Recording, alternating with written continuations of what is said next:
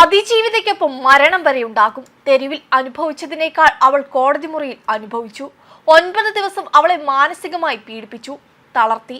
നടി ആക്രമിക്കപ്പെട്ട കേസിൽ 8ാം പ്രതിയായ നടൻ ദിലീപിനെ വെറുതെ വിട്ട സംഭവത്തിൽ പ്രതികരണവുമായി ഡബ്ബിംഗ് ആർട്ടിസ്റ്റായ ഭാഗ്യലക്ഷ്മി. ഒരു അതിജീവിതയോട് കാണിക്കേണ്ട സഹതാപം ആരും അവളോട് കാണിച്ചില്ല.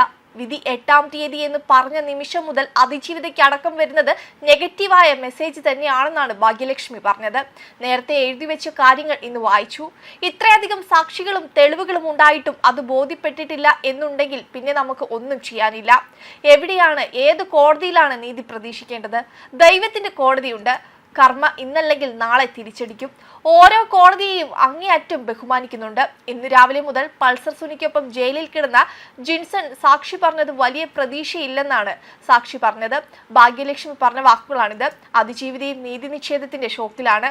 അതിജീവിതയുടെ വീട്ടിലിരുന്നാണ് ഞാൻ സംസാരിക്കുന്നതെന്നും ഭാഗ്യലക്ഷ്മി പറഞ്ഞു. അതേസമയം ഇത് അന്തിമ വിധിയല്ലെന്ന് ബി സന്ധ്യ IAS പ്രതികരിച്ചു. ആദ്യത്തെ കുറ്റകൃത്യത്തിൽ നേരിട്ട് പങ്കെടുത്തവർക്കെതിരെയുള്ള കുറ്റം തെളിഞ്ഞു. ഗൂഢാലോചന കുറ്റം തെളിയിക്കാൻ എപ്പോഴും ഒരു വെല്ലുവിളിയാണ്. മേൽക്കോടതിയിൽ എന്താണ് സംഭവിക്കുക എന്ന് നോക്കാം. അന്തിമ വിധി ആയിട്ടില്ല, കാത്തിരിക്കാമെന്നും സന്ധ്യ പറഞ്ഞു. നടിയെ ആക്രമിച്ച കേസിൽ എറണാകുളം ജില്ലാ കോടതിയാണ് ഇന്ന് വിധി പറഞ്ഞത്.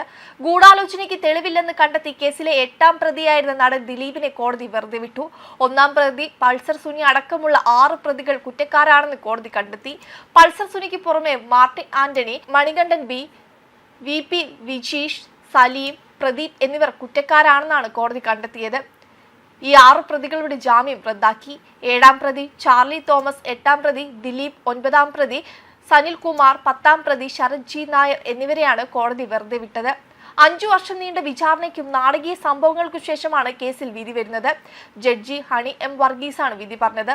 കേരളം ഒന്നടങ്കം നടുക്കിയ വാർത്തയായിരുന്നു 2017 ഫെബ്രുവരി 17 കൊച്ചിയിൽ നഗരമധ്യത്തിൽ നടി ആക്രമിക്കപ്പെട്ടത്. മലയാള സിനിമാ ലോകവും ഉലഞ്ഞു.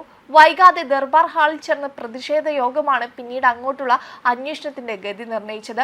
യോഗത്തിൽ സംഭവത്തിന് പിന്നിൽ ഗൂഢാലോചനയുണ്ടെന്ന് സംശയിക്കേണ്ടിയിരിക്കുന്നുവെന്ന് നടി മഞ്ജു വാര്യർ പറഞ്ഞു. പിന്നാലെ ദിലീപും നടിക്ക് ഐക്യദാർഢ്യം പ്രഖ്യാപിച്ചെത്തി. വാർത്ത വളരെ ഷോക്കിംഗ് ആയിരുന്നുവെന്നും തനിക്കൊപ്പം ഏറ്റവും അധികം സിനിമ ചെയ്ത ഒരാളാണെന്നും കുട്ടിയെന്നും ദിലീപ് പറഞ്ഞു. സിനിമയിൽ ഇങ്ങനെ സംഭവിച്ചു എന്നതിനപ്പുറം ദൈവത്തിന്റെ സ്വന്തം നാട്ടിൽ സംഭവിച്ചു എന്നത് തന്നെ ഏറെ വിഷമിപ്പിച്ചുവെന്നും ഇത് ഇങ്ങനെയൊന്നും സംഭവിക്കാതിരിക്കാൻ കൂട്ടായി നിൽക്കാമെന്നും അതിനൊപ്പം താൻ ഉണ്ടാകുമെന്നും ദിലീപ് വ്യക്തമാക്കുകയായിരുന്നു. സത്യസന്ധമായ രീതിയിലാണ് പോലീസ് അന്വേഷണമെന്നും സംഭവത്തിന് പിന്നിലുള്ളവരുടെ പുറകെ തന്നെ പോലീസ് ഉണ്ടെന്നും ദിലീപ് അന്ന് പറഞ്ഞിരുന്നു. വെബ് ഡെസ്ക് കർമ്മ ന്യൂസ്.